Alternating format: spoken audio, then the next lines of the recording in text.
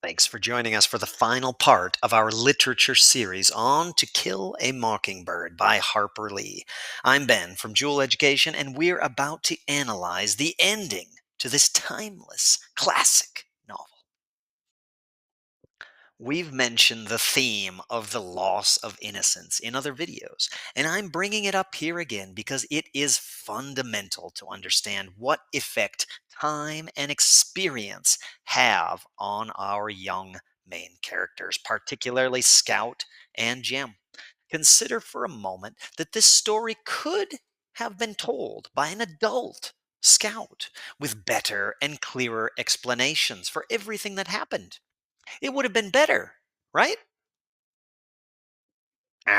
Wrong. The most interesting part of this novel is the change and growth that occurs in Scout and Jim.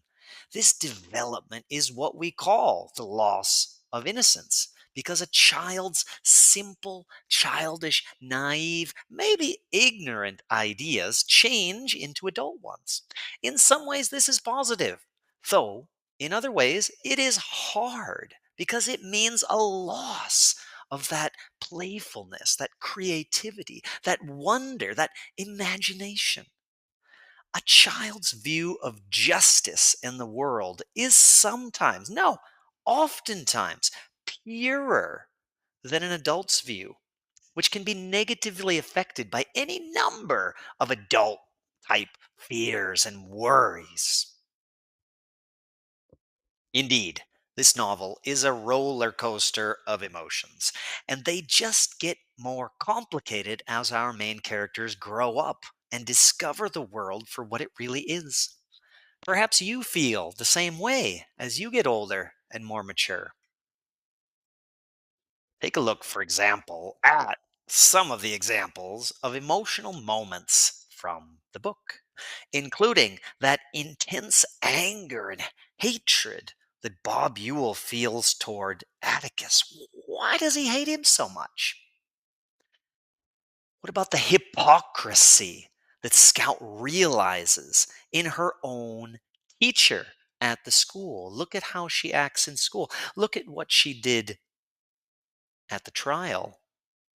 Hypocrisy. Look at the compassion that Jem feels for a roly poly bug. What? Why? These are just to name a few. There's lots more. Aha, and did you think we'd forget to mention the surprising ending and entrance of Boo Radley into the story? Ha! How did his actions make you feel? How did the actions of everyone else at the end of the story, how did that make you feel? Was it a happy ending? Did you feel justified? Is it optimistic?